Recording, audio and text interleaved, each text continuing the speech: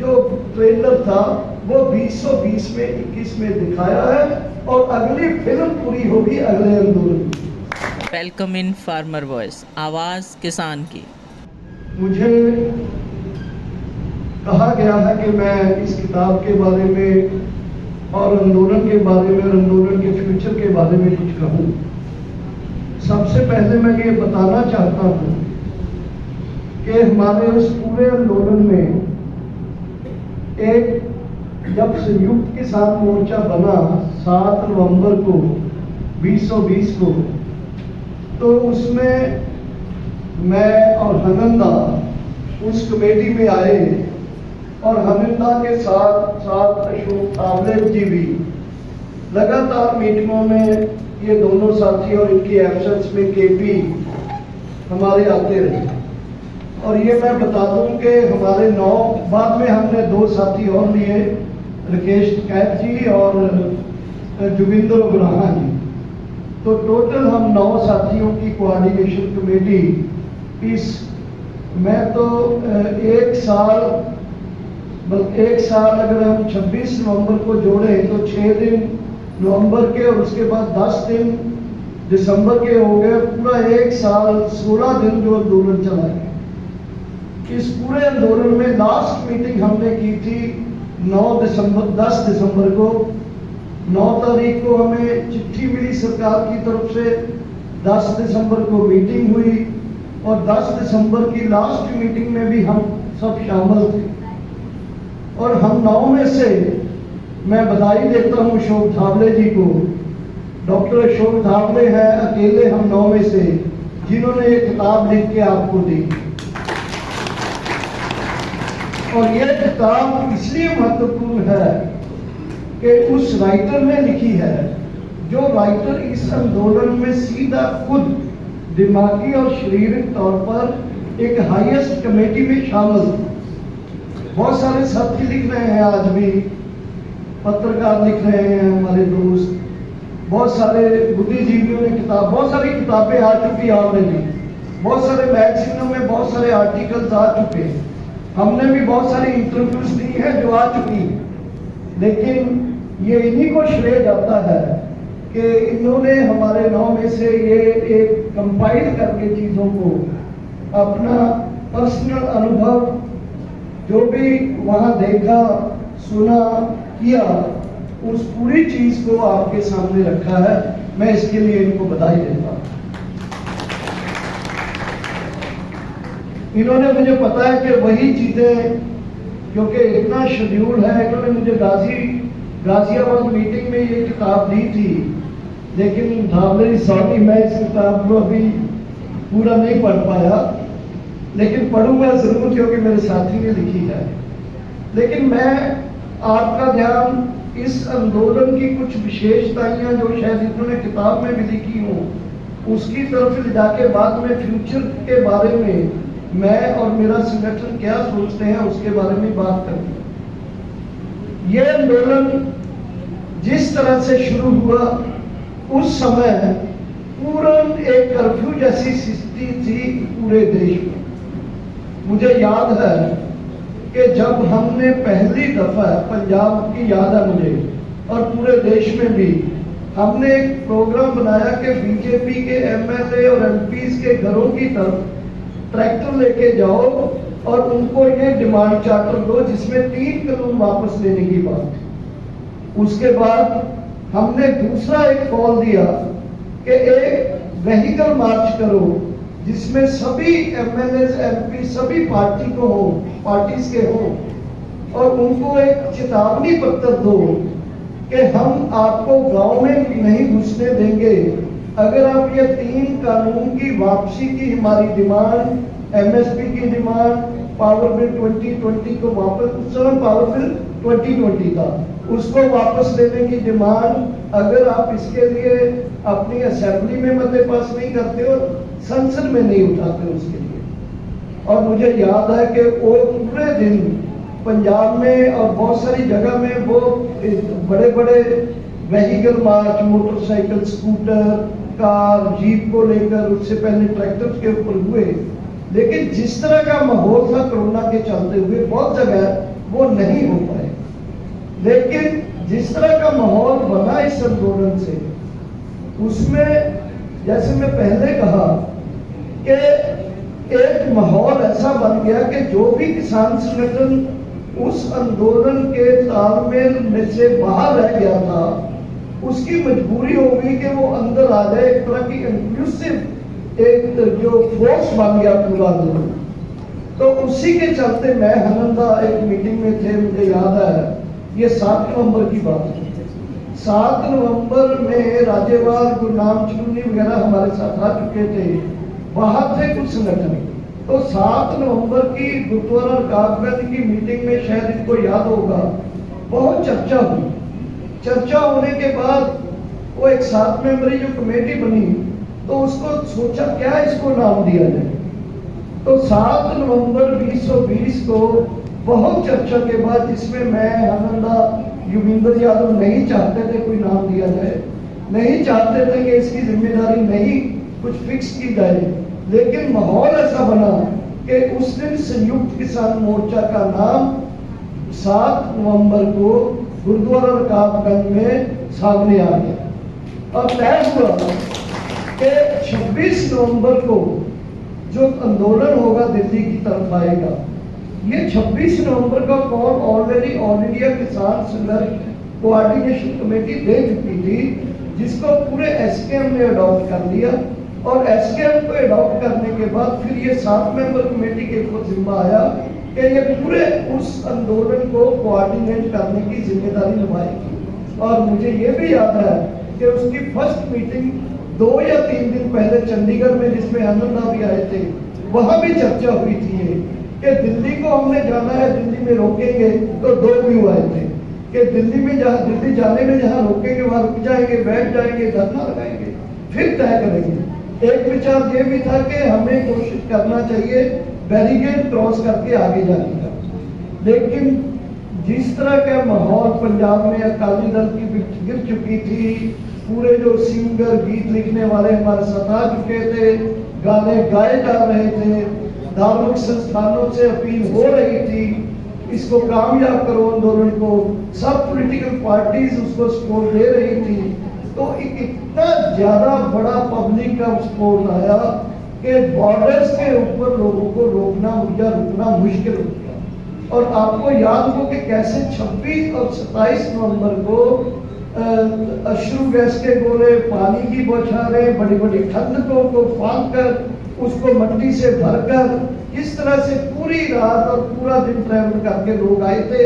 ये तो कहानियां सिंगू बॉर्डर और टिकरी बॉर्डर पर पहुंचे।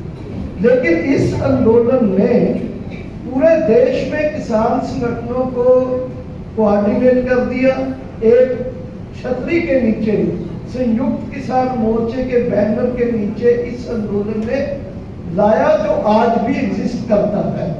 नंबर 2, इस आंदोलन ने 3 कानून के लिए तो अपनी लड़ाई जीती, लेकिन मिनिमम सपोर्ट प्राइस का मुद्दा पूरे देश के इस कोने से लेकर उस कोने तक इसको फोकस कर दिया। इस आंदोलन ने पहली बार किसानों में महिलाओं की भूमिका जो है वो इतनी बढ़ाई कि महिलाएं अपने आप टिकरी बॉर्डर, सिंगू बॉर्डर और गाजीपुर बॉर्डर बड़े पैमाने में अपने जत्थे लेके आने शुरू हो गई।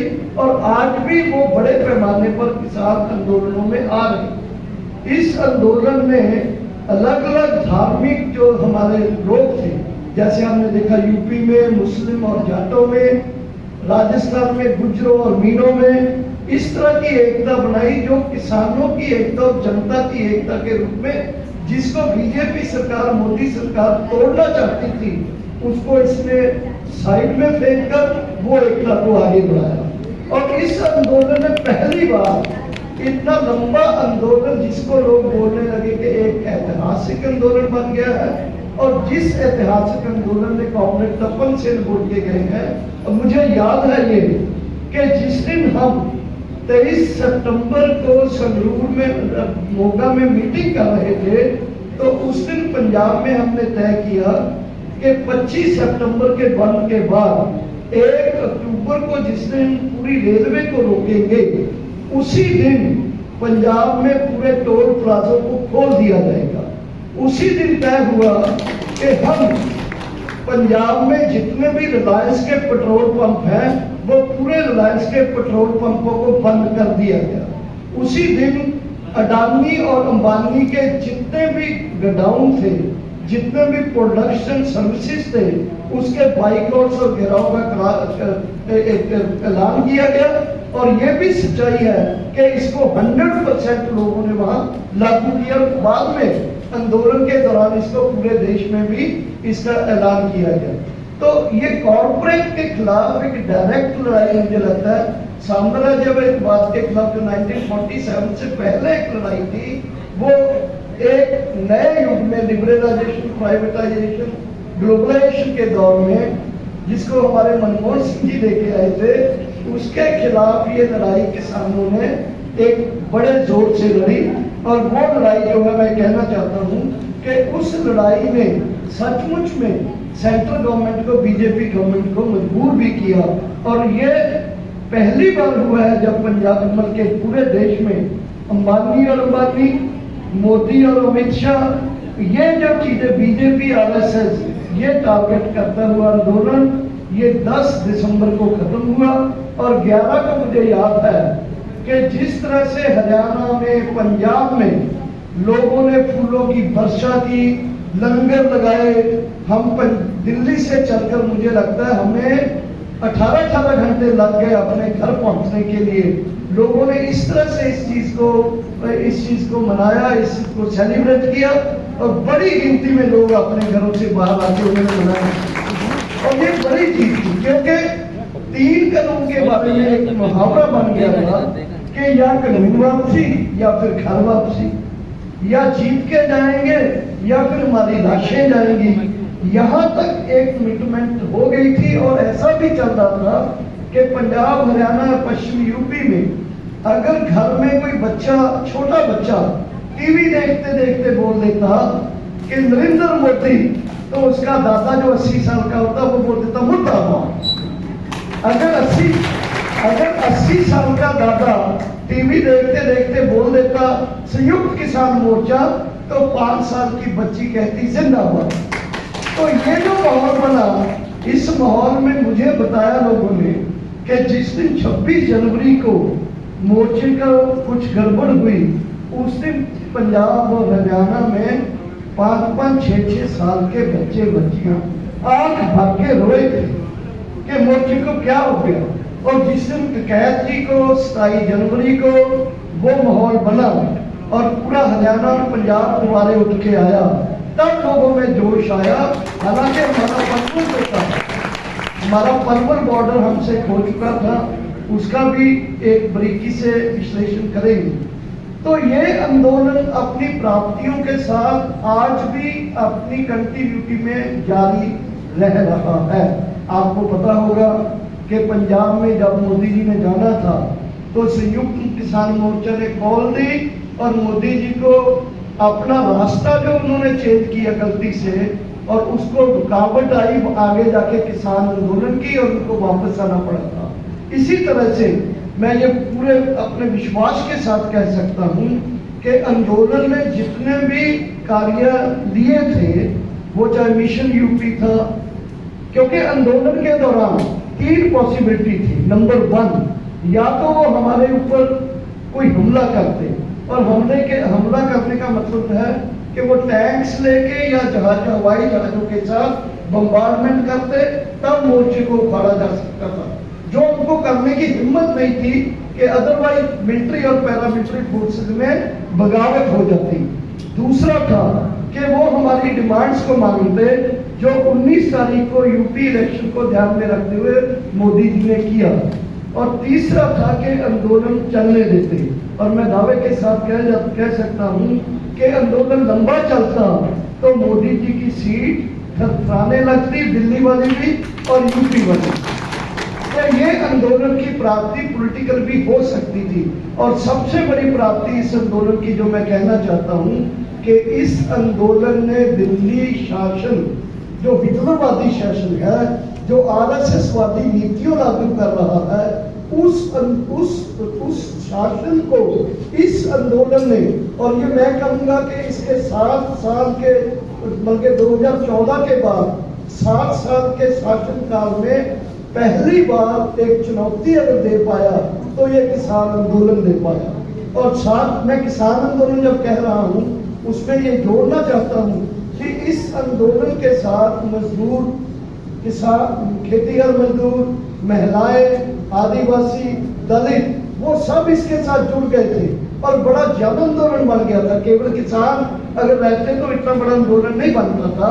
जैसे मैं बोल के था पहले भी कि पंजाब, हरियाणा, पश्चिम यूपी तो पूरे का पूरा इसमें सब जन इन्वॉल्व हो चुका था, हर परिवार इन्वॉल्व हो चुका था, हर वर्ग और सेक्शन इन्वॉल्व हो चुका था। तो ये इस आंदोलन ने बड़ी एक दिशा बनाई है जो हमारे आने वाले समय में जो क्या हमारा फ्यूचर क्या होगा उसके लिए बहुत इम्पोर्टेंट है इसको जानने के लिए। और ये मैं आगे इसमें ये कहना चाहता हूँ कि ये प्राप्ति और शिक्षाओं के बाद हमने अभी 10 तारीख को हमने ऐलान किया कि हम आंदोलन को सस्पेंड कर रहे हैं। आंदोलन को हमने मुअत्तल किया है, आंदोलन जारी है, जंग हमारा जारी है, लड़ाई जारी है।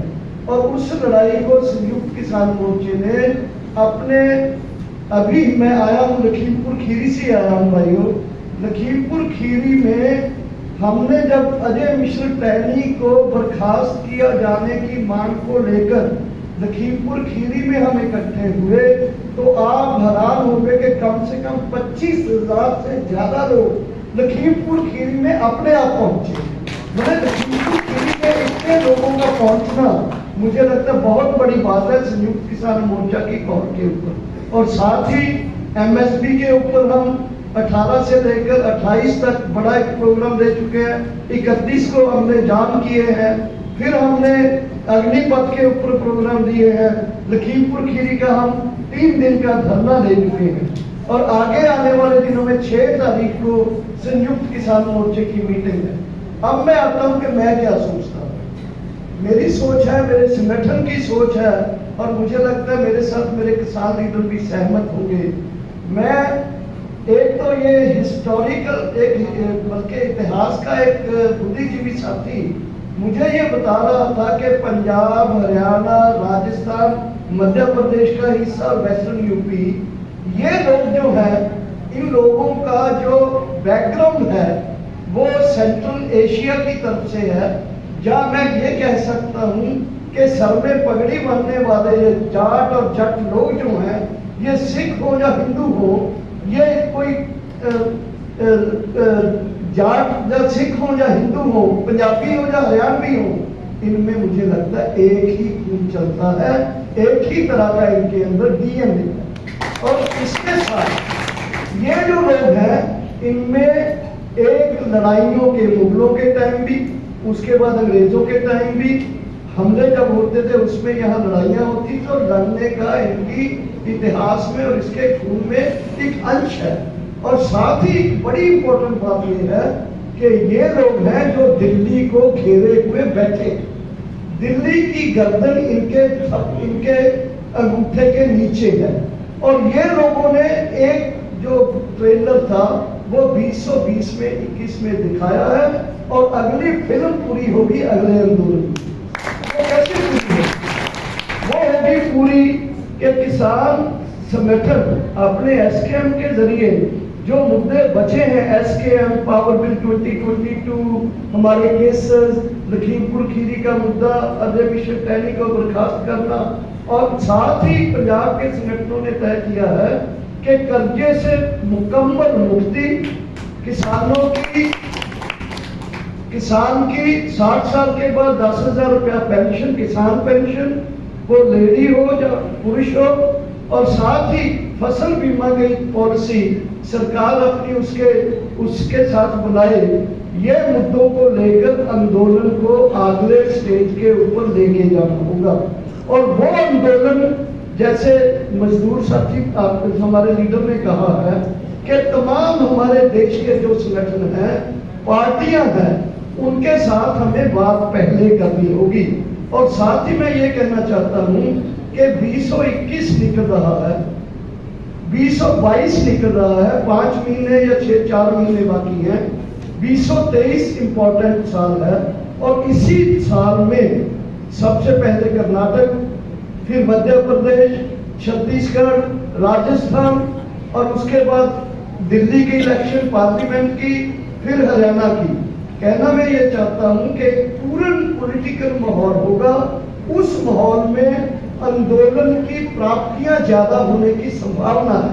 सब पॉलिटिकल पार्टीज उस पॉलिटिकल एक्सरसाइज के चलते हुए किसान आंदोलन के सामने अपने आप को सर झुकाएंगी और दिल्ली सरकार के लिए भी दमन करना मुश्किल होगा। इसलिए आंदोलन चलाने के लिए, आगे बढ़ाने के लिए, दिल्ली को घेरने के लिए या दिल्ली को झुकाने के लिए मिशन 2024, एमएसपी, मुकम्मल कर्जा मुक्ति, ये 2 स्लोगन लेकर, साथ बाकी के स्लोगन लेकर किसान आंदोलन को पूरे देश के जनता के संगठनों को लेकर, पॉलिटिकल क्षेत्रीय पार्टियों को बात करके, अपोजिशन पार्टी से बात करके किसान आंदोलन को एक रीढ़ की हड्डी और अगवानू रोल अदा करते हुए देश में जो 2024 का जो आने वाले पॉलिटिकल हालात हैं उसको तब्दील करने का एक ही तरीका है, वो है जन आंदोलन और जन आंदोलन। कोई भी पार्टी अपने आप में आज बीजेपी को डिफीट करने में सक्षम नहीं है, क्योंकि बीजेपी ने अपने आप को उस तरह की पार्टी, इतने रिसोर्सेज, इतना पैसा, इतना केंद्रीय एजेंसियों को बल्कि यूज करके एक तरह का माहौल बना रखा है। इसलिए मेरा ये मानना है, शायद मेरे साथी भी सहमत हो इस बात से, कि हमें तकरीबन जो भी एसकेएम में थोड़ा बहुत हमारे डिफरेंसेस आए हैं उनको रिजॉल्व करते हुए इस पर ध्यान देना चाहिए और फ्यूचर का किसान आंदोलन जो अल्टीमेटली एक जन आंदोलन में बदल जाए और हिटलर शाही और आरएसएस वादी जो विचारधारा है, राजनीति है, सिद्धांत है, उसके खिलाफ एक बड़े आंदोलन के विरोध में और अपनी मांगों को साथ मैं ये कहूंगा फिर कि ये ना हो कि किसान साथी ये सोचे कि हमारा केवल एमएसपी और कर्ज मुक्ति है। हमारी निगाह होना चाहिए, जिससे अर्जुन की निगाह थी एक पूरा आंख मछली की आंख के ऊपर, हमारी पूरी नजर होनी चाहिए मिशन 2024 के रूप में कि 24 तक हम इस आंदोलन को बढ़ाएंगे और जीतेंगे, ये मेरा पूरा विश्वास है। हराएंगे बीजेपी, आरएसएस को हराएंगे, ये भी मेरा पूरा विश्वास है। आपका बहुत बहुत धन्यवाद।